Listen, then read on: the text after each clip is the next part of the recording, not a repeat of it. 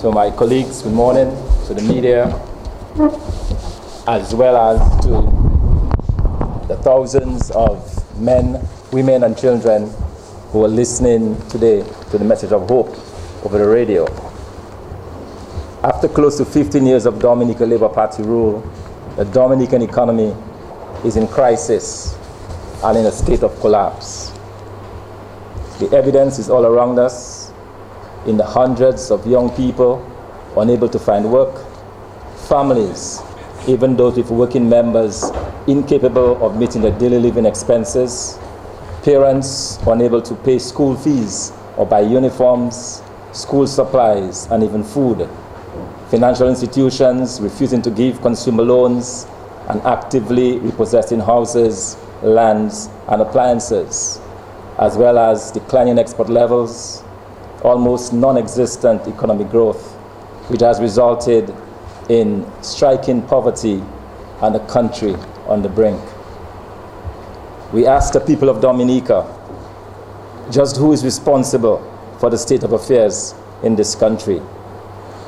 Is it you, the hard-working people of this country, who simply wants a better life for yourself and your families?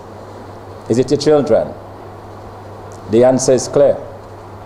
We have come to this point as a direct result of the inability of the Dominica Labour Party government of Prime Minister Roosevelt Skerrit to offer solutions to those problems.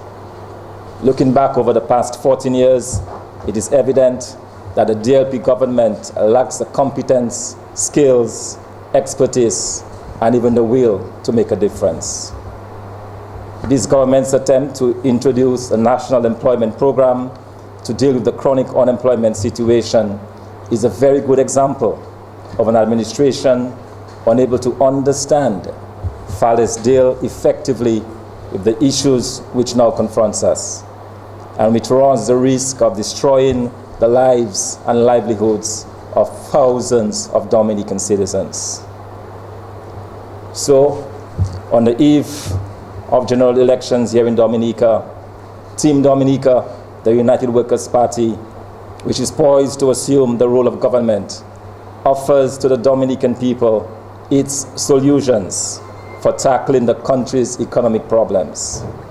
We will target a growth rate of 5 to 7%, focused on efforts within the construction, agriculture, manufacturing, tourism, and services sectors, combined with aggressive tax and fiscal policies, a revitalized private sector, and higher inflows of foreign direct investment.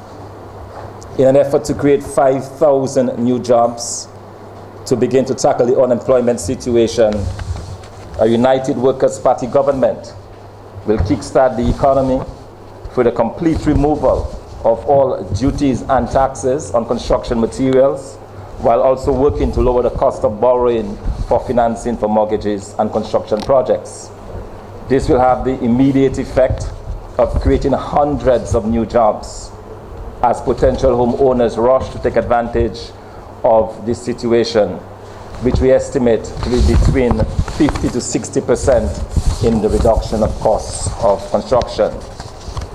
At the same time, the UWP government will redirect its public sector investment program, already financed to the tune of $170 million, towards a comprehensive rehabilitation of the agriculture sector, to include the opening up of over 1,000 acres of new lands, including in bananas, the rebuilding and construction of feeder roads, the cultivation and rehabilitation of key cash crops, and the building and operation of factories for the processing of fruits, root crops, and essential oils.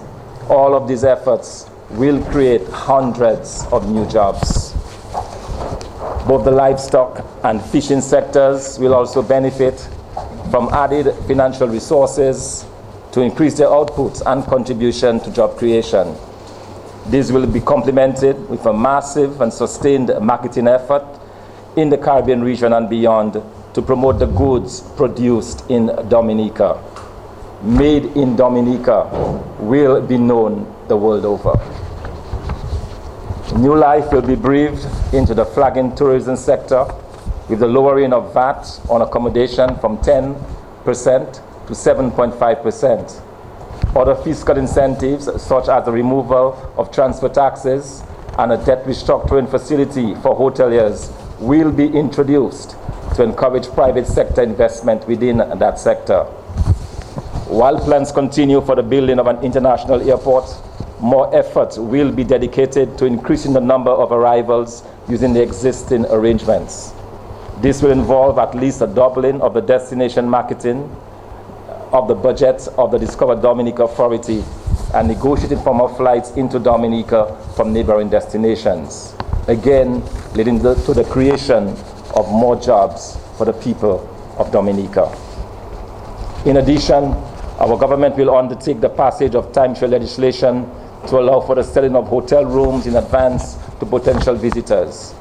In recognition of the disproportionate arrivals from the French islands, we will establish a fully staffed Dominica Trade and Marketing Center in the islands of Guadeloupe and Martinique. With regards to cruise ship arrivals, Team Dominica will bring back the weekly, year-round visits of Carnival Cruise Lines after fully addressing the concerns that led to their withdrawal from Dominica. To further complement the resurgence of that sector, a duty-free shopping zone along the waterfront, complete with facilities for vendors and other businesses, will be established. To immediately ease the hardship and suffering of thousands of our fellow Dominicans, the 15% VAT will be removed on all basic food items, medicines, school supplies, and children clothing. In addition, all custom duties on personal effects imported for the crucial barrel trade will be removed. In many instances, entire Dominican families rely on the boxes and barrels of food and clothing sent by relatives from overseas. It is unconscionable that these families without work and income still have to find $150 to $300 per barrel to give to the government. So we will bring this to an end. Our efforts at tax reform will be backed up by innovative actions to ensure that the benefits are passed on to the consumer. Team Dominica understands that the tax incentives will hurt government revenues, but by reducing duty-free privileges, by removing bloated government contracts, and improving efficiency within the tax system, as well as growing the economy, this revenue loss will be reversed and negated. In short, we are committed to reversing the DLP practice of providing tax breaks and cushions to a few privileged friends and supporters of the party, and providing those breaks and privileges to the large number of poor and working, suffering people of this country. A key component of our plans to create new jobs and spur economic growth is the revitalization of the private sector. Our government will lead this effort by encouraging public-private partnerships in areas such as agro-processing and other manufacturing, tourism, and the fisheries, livestock, and agriculture sectors.